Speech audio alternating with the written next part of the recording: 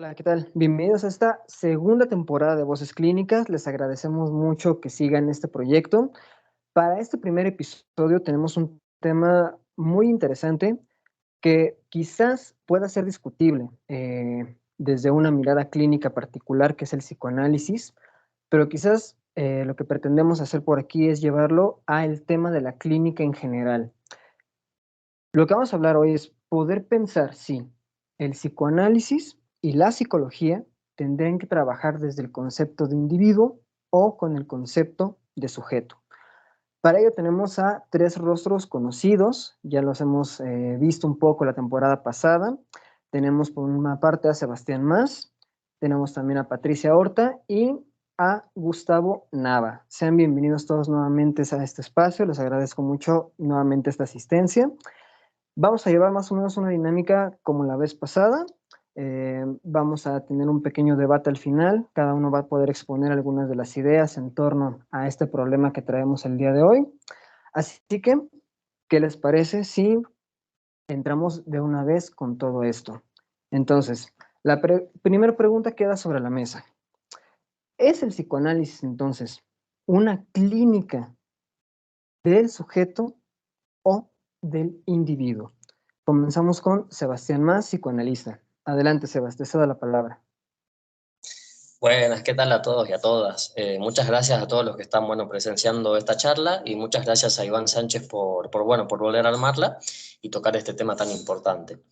Bien, para dar una respuesta bien categórica a la pregunta, desde luego, ¿no? El psicoanálisis trabaja con una clínica del sujeto, no del individuo. ¿Esto qué quiere decir?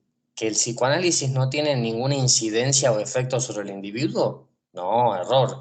Claro que tenemos una incidencia en el individuo, pero ¿cómo logramos esa incidencia? Es justamente a partir de la clínica del sujeto.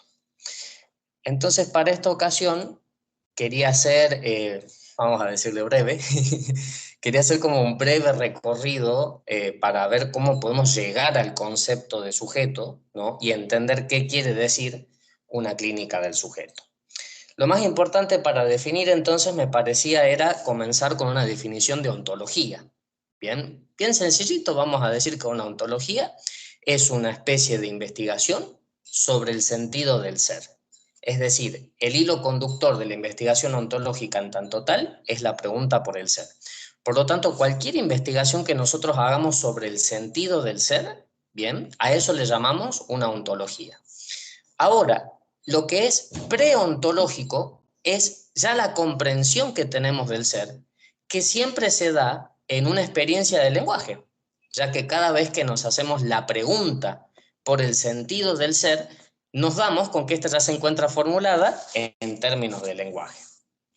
Bien, esto es un breve recorrido de lo que desarrolla Heidegger en Ser y Tiempo, ¿bien? Y me parecía fundamental para introducir estos dos conceptos que vamos a hablar ahora, que son el ser y el lenguaje. Bien, entonces ustedes están viendo que yo me voy alejando un poquito de la perspectiva de individuo, que quizás estaría más bien definida por la biología, ¿no? O la psicología inclusive, o la física, ¿por qué no? Y estoy abordando más bien una perspectiva, bien, no solamente filosófica, sino que también vamos a decir psicoanalítica. Entonces, para empezar, tenemos que empezar comprendiendo qué es el ser. Bien, el ser es un universo, bien, pero al mismo tiempo es un universo indefinible y evidente. Bien, ¿por qué es un universo? Porque sobrepasa todo género. El ser es más que la suma de las partes.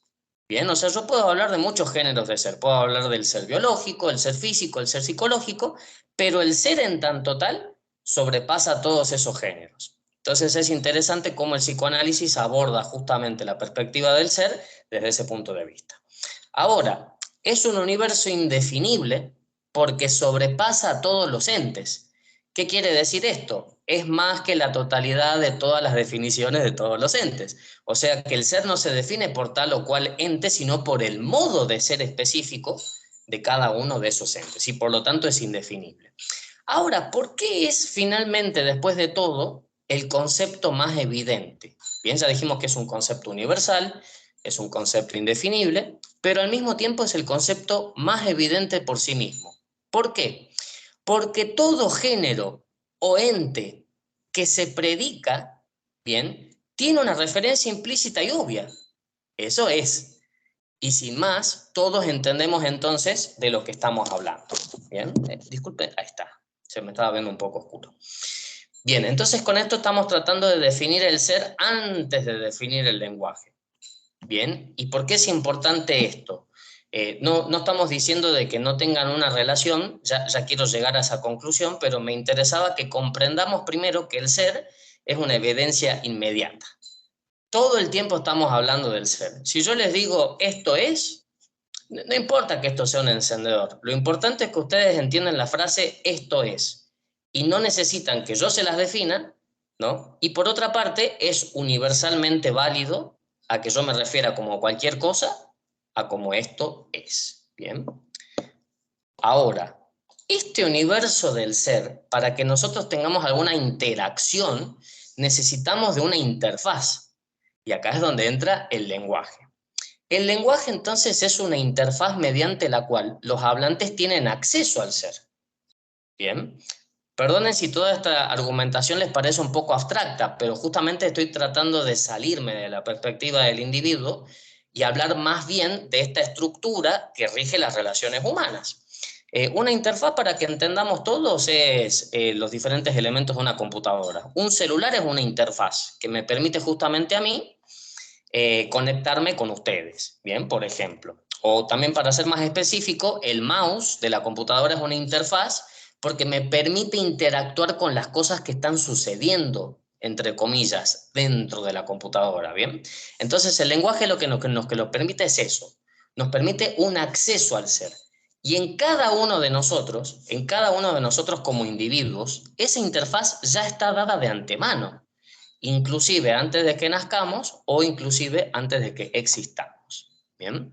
Entonces esto me parecía importante empezar a definir porque quiero hablar de sujeto, y el sujeto es uno de los niveles ontológicos del lenguaje. ¿Bien? ¿Cuáles son los tres niveles ontológicos que voy a hablar hoy? El signo, el sujeto y el significante. Entonces, para que no nos perdamos un poco, habíamos definido ontología como investigación del sentido del ser. Entonces, lo que yo estoy tratando de explicar ahora es que el sentido de ese ser se presenta en tres niveles. El primero es el signo, ¿bien? El signo es la referencia mítica y elemental del llamado, ¿bien? Esto es muy importante tener en cuenta, así que me voy a detener un segundito. Se han descubierto huesos de babuinos de hace 30.000 años, los cuales todavía no podemos descifrar qué es lo que contaban con las diferentes marcas y espacios que tienen esos huesos de babuino. Ahora, independientemente de que nosotros sepamos o no qué es lo que se contaba, no nos cabe ninguna duda de que esas personas estaban contando. Así que, por lo tanto, esta interfaz del lenguaje nace con el signo, ¿bien? No estoy tratando de hablar en qué momento nace el lenguaje, pero desde el momento que tratamos de capturar lo más inmediato en términos del lenguaje es el signo, y están estos huesos de babuino, ya sabemos que hay alguien que estaba contando, o sea, ya sabemos que hay alguien que estaba usando una interfaz para tener acceso justamente al orden del ser. Ahora, para que nos metamos un poquito más en el campo psicoanalítico, ¿por qué digo que el signo es una referencia mítica y elemental? Por lo mismo que estaba diciendo hace un ratito, ¿no? Nosotros quizás no sabemos qué es lo que se contaba, de ahí los diferentes mitos que puedan llegar a surgir para tratar de explicar qué es lo que se contaba, pero lo más elemental, al mismo tiempo, de este signo, es que eso estaba siendo contado por alguien. Esta ambigüedad entonces que tiene el signo, que nosotros no siempre sabemos qué significa, pero sabemos sabemos sin lugar a dudas de que significa para alguien, eso es lo que en psicoanálisis llamamos ambigüedad. Bien, esta ambigüedad entonces no es un impedimento, bien, es más bien el fondo de posibilidades indeterminado que hace posible toda forma de comunicación humana. Volvamos a la frase esto es. Esto es un signo. Hasta que yo no levanto el encendedor, yo no les digo qué objeto estoy tratando de significar. Les digo esto es así sin más, en un puro sentido ambiguo. Ahora, yo a partir de esa ambigüedad puedo señalar cualquier objeto que yo quiera, ¿bien? Porque es un fondo de posibilidades indeterminado.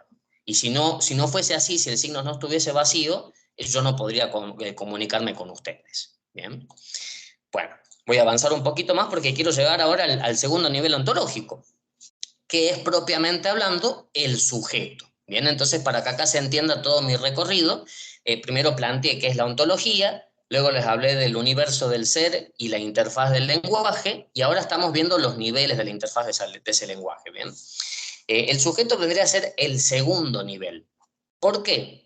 Porque el sujeto, bien, como bien lo ha definido Lacan, es un asunto, de ahí lo podemos ir justamente separando de la concepción de individuo, porque no es la vía de investigación ontológica que nos interesa, es una vía mutilada del ser, nosotros vamos al ser puro, le llamamos sujeto al asunto, pero acá entramos en un problema en psicoanálisis, porque se cree que definir al sujeto a secas, definir al sujeto a secas, perdón, es un error. No se lo puede definir solamente como un asunto. Lo que hay que comprender en psicoanálisis, y por eso desde ahora me voy a referir a sujeto específicamente, pero para hablar del sujeto en psicoanálisis habría que hablar del sujeto barrado. El sujeto barrado significa entonces un conjunto de asuntos inconclusos. Entonces yo acá hago una diferencia importantísima cuando Un solamente minuto, se define Sebas. un asunto. ¿Cómo, perdón? Un minuto, Sebas. Bien, queda un minutito, así ya para poder ir cerrando. El sujeto entonces como asunto, como conjunto de asuntos inconclusos, se diferencia de la definición a secas de sujeto como asunto porque a nosotros no nos interesa cualquier asunto. Aquellos asuntos que nos interesan, bien, son aquellos que han quedado inconclusos en el relato del analizante o de los pacientes. Bien, entonces toda la tarea del analista es poder volver a reintegrar esos asuntos que quedaron inconclusos en la totalidad del relato. Solamente para ir terminando entonces, el término sujeto está más emparentado con lo que es una incógnita, bien, en las ecuaciones algebraicas. ¿Por qué? Porque en las ecuaciones algebraicas uno no puede resolver una incógnita con cualquier término. Es un término específico que es el lugar inconcluso de esa fórmula y no puede ser resuelto por otro término que no sea aquel que viene a restaurar la totalidad de la fórmula. Bien, sea que tengamos que averiguar X, Y, no importa cuántas incógnitas puedan haber, bien, porque para nosotros el sujeto sería el conjunto de todas esas incógnitas. Así que bien, eso es lo que quería desarrollar, el sujeto como una incógnita, bien, el lenguaje es una interfaz que nos permite trabajar con ese sujeto y sobre todo tener en cuenta que ese sujeto está construido a partir de signos. No llego a la parte del significante, así que si alcanza tiempo para la segunda vuelta, lo voy a retomar. Pero hasta acá entonces termino. Bien. Entonces, ya con esta primera intervención, nos damos cuenta que es un tema bastante complejo. Tenemos un poquito de tiempo limitado, pero vaya tema que tenemos aquí. La vez pasada estábamos enfocados en la parte epistemológica para poder pensar la clínica, y ahora suena bastante este término de ontología, ¿no? Que podríamos decir que incluso tenemos que ir más atrás todavía para poder pensar este tema. Ya en algún momento de la exposición de Sebastián tenemos ahí una pista de la siguiente pregunta, que por lo menos el individuo parece que está más cercano a la psicología, entonces quizás ya podríamos ahí empezar a pensar el siguiente tema de esta noche, pero para no adelantarnos, vamos a darle la palabra ahora a la terapeuta Patricia para que nos comparta un poco de su punto de vista de este tema. Pati, te cedo la palabra. Muchas gracias. Y ojalá sí tengamos oportunidad de dedicarle tiempo a esta parte del significante. Por mi parte, pues en esta primera pregunta, mi respuesta es un poco corta. Me gustaría desglosarme más en la siguiente pregunta. Y bueno, pues es la clínica del sujeto, perdón, el psicoanálisis, una clínica del sujeto o del individuo. Pensando a la distancia, los inicios de Freud, podemos decir que se trataba de una clínica del individuo. Además, porque parte de la lógica médica, del discurso de la salud y la enfermedad y el diagnóstico. Pero Freud inicia la apuesta, el camino hacia el sujeto, porque rescató el discurso de las mujeres histéricas. Propuso una forma para escuchar y tratar su dolor, y luego lo mismo con el obsesivo, el fóbico, el melancólico, el narcisista. Retomemos que la noción de sujeto parte de Lacan, y si comparamos el devenir del psicoanálisis desde Freud hasta estos momentos, obviamente sí hay una distancia entre la noción de sujeto de Freud y la de Lacan.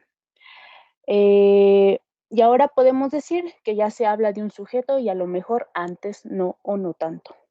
Lacan lo definió desde el saber de la lingüística, lo legitimizó, pero a mi punto de vista, quienes tenemos interés por el psicoanálisis compartimos la ambición de mirar más allá de la persona, más allá del individuo y de su conciencia. Seguimos en la lógica del saber inconsciente, en eso pues tenemos muchos puntos de coincidencia, incluso la escuela del psicoanálisis a la cual nos apegamos cada quien. Y afrontamos desde esta postura el golpe al ego de la humanidad que Freud nos dio, ¿no? Por lo tanto, el psicoanálisis sí es una clínica del sujeto, pero Lacan lo hace explícito y le da un destino metodológico y conceptual. Finalmente, no hay que quitar el dedo del renglón de que Lacan se propone un retorno a Freud, ¿no? Incluso pues cuando se hace lectura de los casos de Freud, identificamos su esfuerzo por rescatar al sujeto, ¿no? O de empezar a delimitar al sujeto. Ya lo vemos incluso con estos juegos lingüísticos, que si bien a lo mejor no le dedicó todo un tomo a ello, en El hombre de las ratas, pero que sí es el parteaguas para Lacan para hablar más de esto. Recordemos que Lacan es freudiano, ¿no? Entonces, pues hasta aquí dejo mi respuesta ante esta pregunta. Ok, eso por lo menos nos deja algo muy importante en la mesa. No sé si podríamos entonces hablar enteramente de un psicoanálisis universal y categorizarlo en uno u otro casillero. Tenemos entonces ahora la posibilidad de pensar que hay una teoría a la que podemos llamar psicoanálisis y dentro de ella diferentes secciones. Y esto ya nos apunta a que quizás individuo y sujeto sí tienen ciertas relaciones, como igual lo decía Sebastián en algún punto, me parece que no son temas que vayan totalmente para lugares eh, totalmente opuestos, pero es interesante ver que hay clínicas psicoanalíticas que pueden centrarse ya sea en un punto como tal o centrarse en otro. Y este recorrido histórico me parece sumamente interesante porque podremos pensar que el sujeto es algo, entre comillas, nuevo. Es un tema que se está explorando, a diferencia del individuo, pero vamos a ver que también nos puede agregar en ese sentido Gustavo. Entonces, también te cedo la palabra a ti, amigo. Muchas gracias, Iván. Y bueno, gracias por la invitación otra vez y por dejarme participar en este espacio que has construido. Voy a también tratar de ser sintético en mi participación, más que nada para no desbordarme en cosas que de repente puedan ser inconexas. Yo creo que los tres vamos, o los cuatro, incluyéndote, Iván, vamos a coincidir que el psicoanálisis es evidentemente una clínica del sujeto, ¿no? Me parece que ahí hay un consenso entre los cuatro, entre los tres que estamos participando. Yo también apuesto que es una clínica del sujeto, pero yo sí quiero tomar otra vía que es más bien la vía más, como mi formación es sociólogo, más interpretativa de la obra de Freud desde un punto de vista pues más sociológico, si se quiere decir, o más amplio, ¿no? Por ponerle otro nombre. Me parece que Freud empieza, coincido con Patti, Freud empieza tratando al individuo, pero sin darse cuenta que al mismo tiempo está tratando al sujeto. Es decir, también aquí coincido con Sebastián, no puede haber sujeto sin individuo, es decir, la materia no puede existir sin la idea y la idea sin la materia, ¿no? Es una relación necesaria que ya la tenemos en Aristóteles, ¿no? En lógica formal, forma y contenido son lo mismo, ¿no? O están unificados en ese sentido. Por lo tanto, no podemos hablar de sujeto en abstracto y de solo individuo empíricamente, ¿no? En ese sentido. Cabe recordar también que el individuo, ¿no? El individuo es histórico. Eso es una lección histórica y también sociológica. El concepto de individuo lo tenemos a partir de 1500 a 1800, es decir, es un invento del Renacimiento. Ajá. Antes de 1500, antes del siglo XV, del siglo XVI, no tenemos individuos, lo que tenemos son comunidades, ¿no? Es decir, si viéramos en retrospectiva y preguntáramos, quizá una pregunta absurda, pero un poco para provocar la discusión y el debate, si preguntáramos, ¿Platón y Aristóteles son individuos? Desde el punto de vista histórico e incluso epistémico, no. Son griegos, ¿no? Aristóteles y Platón son griegos, es decir, pertenecen a la polis griega, no son individuos. Por lo tanto, el individuo que se va a topar Freud en la clínica, pues es la manifestación sensible de una época, que es la modernidad, ¿no? Entonces, individuo, modernidad, y voy a agregar un elemento más, y Estado, son configuraciones de la época moderna, que sin ellos no puede haber psicoanálisis, ¿no? Si bien el psicoanálisis trabaja con el sujeto, finalmente lo que nos encontramos en la clínica pues es un individuo, ¿no?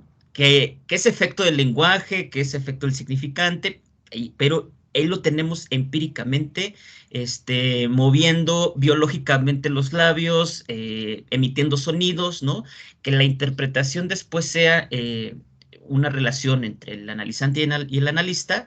Eso igual puede ser tema de otra discusión, pero no podemos negar que empíricamente aparece un individuo de carne y hueso plasmado ahí. Y lo podemos identificar solo, ¿no? Y esta es mi propuesta, que más que mi propuesta, más bien esta es mi postura, solo es identificable en la época moderna.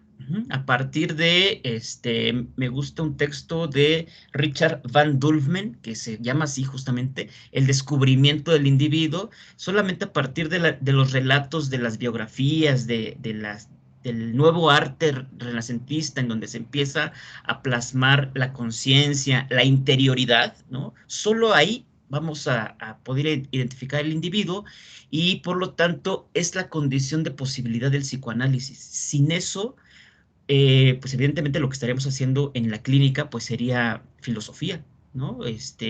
Lo que ahora le llaman consultas filosóficas, ¿no? Que es como un ejercicio muy socrático de preguntar y llegar como a la verdad desde el punto de vista filosófico, pero entonces el nombre psicoanálisis pues se echaría por la borda, y yo creo que no, sino que es necesario trabajar también con el individuo en esta quiero llamarla dicotomía, si se me permite, pero que no están separados, ¿no? Entonces, uno de los sociólogos alemanes que trabajó bastante bien la obra de Freud y lo trasladó al campo de la interpretación sociológica fue Norbert Elias.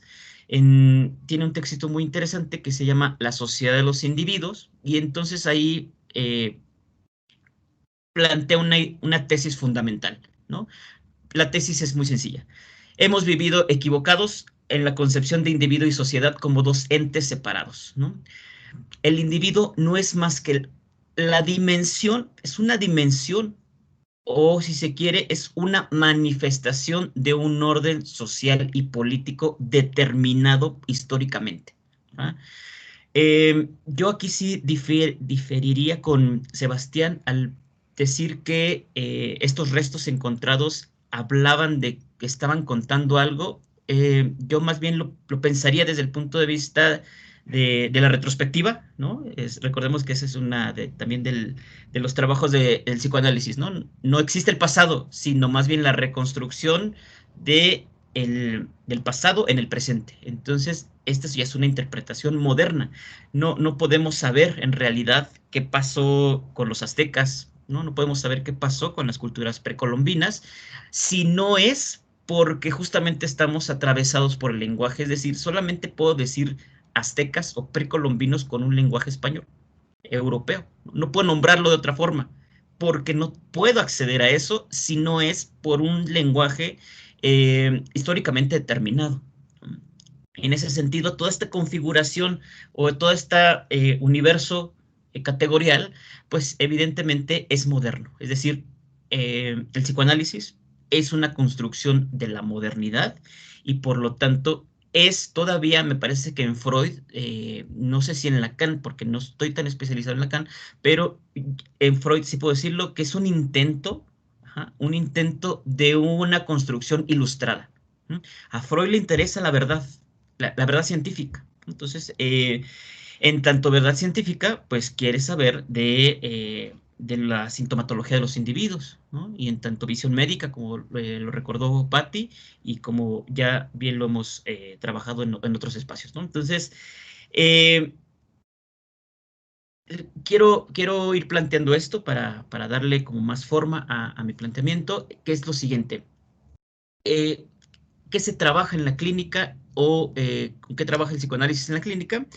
Con la sociedad misma, ¿no? Esta es la tesis. En la clínica aparece el orden simbólico e imaginario puesto o encarnado en un individuo que no puede ser de otra forma. No podemos trabajar con el orden simbólico si no es, y aquí sí me voy a tomar el atrevimiento de utilizar el concepto de Sebastián, ¿no? Si no es por la interfaz del individuo. Es decir, solamente el orden simbólico sabemos por el individuo, no por otra, ¿no?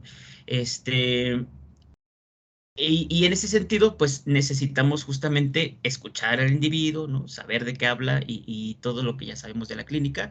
Entonces, quiero dejar ahí la tesis, ¿no? El individuo es la dimensión, digamos, empírica de la sociedad. Y es la interfaz, para seguir a Sebastián, me gustó mucho esa idea, la interfaz del orden simbólico, sin el cual no es posible el acceso, ¿no? No es posible el acceso a los sueños sin un individuo, ¿no? Quien sueña también es el individuo. Quisiera dejarlo ahí, Iván. Muy interesante también cómo parece que los tres argumentos van hacia un mismo punto, pero ya se van poniendo algunas diferencias muy interesantes, la forma en cómo podemos empezar a pensar al sujeto. Y hay dos cosas que me parece sumamente importante rescatar de lo que también vas agregando ahorita. La primera es esta distinción que se realiza entre que el psicoanálisis no es una filosofía o no se está produciendo filosofía. Ya decíamos la vez pasada, claro que hay una epistemología dentro de los marcos del psicoanálisis. Entonces me parece que también poder hablar de cuál es el estado actual de la teoría psicoanalítica sería algo bastante interesante.